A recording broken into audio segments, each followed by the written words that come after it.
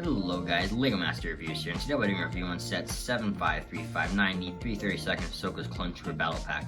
This set has 108 pieces and retails for $20 in the US. You get 4 minifigures included, that being 3 332nd Clone Troopers as well as Captain Vaughn. You also get a Swamp Speeder build as well as this little side build here, but that being said, let's jump right into this. And for those of you wondering what the instructions look like, as you can see, you get a very bad render in the front with some ugly unibrows, which aren't actually on the minifigures, and we'll get to that in a minute here.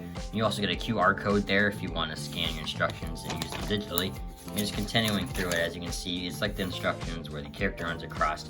They're not perfect, and on the back here, as you can see, you get some advertisements for some sets that are released. I have a review coming on the Boba Fett mech very soon. You also get some advertisements to other ones. But yeah, obviously you're not buying the set for the instructions, but I still think it's a very cool thing. The first minifigure we're going to take a look at here is Captain Vaughn, the only named character of the set. I'm going to be honest, my first reaction to seeing this minifigure is pretty much just, you're messing with me. But I will admit it has grown on me.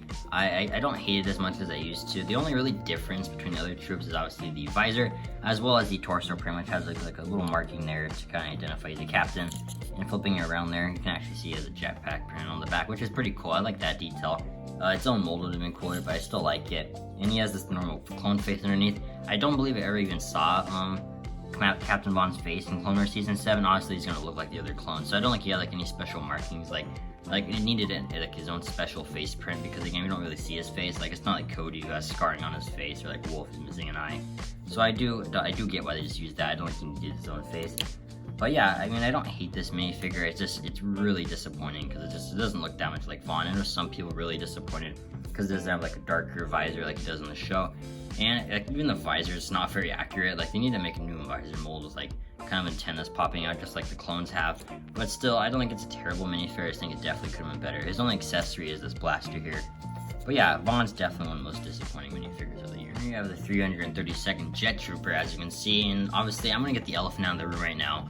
The helmet holes are ugly. Everyone hates them. I'm not going to really talk about them again just because everyone hates them. We all know they're terrible. But they are there, and I know that's going to draw a lot of people away from getting the set. But I think personally, when you have a visor on the helmet, it doesn't look too bad. I just think when there's no visor, it looks terrible, and they should include helmets when the character doesn't need a visor. But nonetheless, that's the only time I'm going to mention it, just because we all know it's terrible. But that being said, the torso is actually really good. Obviously, it's basically the same as a 501st Trooper, as well as the legs, but they include jetpacks and the lighter blue, which is really nice. And they also include 2 blasters. And the face print underneath is just the same normal clone head, which is pretty accurate. So that's pretty cool to get. And lastly, here we have the plain 332nd Trooper, as you can see. No anything special on him, he's just kind of the plain one. You get a better look at that back torso printing without the jetpack on, which is pretty accurate. You got all the stuff on there, so pretty cool. And again, the torso and legs are pretty much just the same as a 501st Trooper. I didn't really give you a close-up of the helmet detailing there. As you can see, that actually looks really good. He comes with a longer blaster, as you can see, which is really nice. He's the only trooper that doesn't come with the short blaster. And again, that face print with the clone, which obviously, that's the perfect face for a clone. And before we jump into the Swamp Speeder, the main build of the set, I wanted just to show you what this is. It's kind of a little side build using a stud shooter and this little leg piece, and it's not a necessary inclusion, and it's kind of a lame build, honestly. But it's still, I'm glad we got it at least. It just fires off the stud. Everyone knows how a stud shooter works, it just fires off. But yeah, I wanted inclusion. I wanted to show you, even though it kind of feels unnecessary. Now taking a look at the Swamp Speeder, as you can see, I know a lot of people really weren't thrilled that we're getting a Swamp Speeder for the 332nd Battle Pack, just because it's really not that cool of a build in just Star Wars generally. It's not that cool of a vehicle. But I don't think the build's terrible, honestly. As you can see, the only play feature of the set is really just get these stud shooters up in the front. And those can fire, and these swivel up and down. That's about the only movement you get with them. And then you have another one on the other side.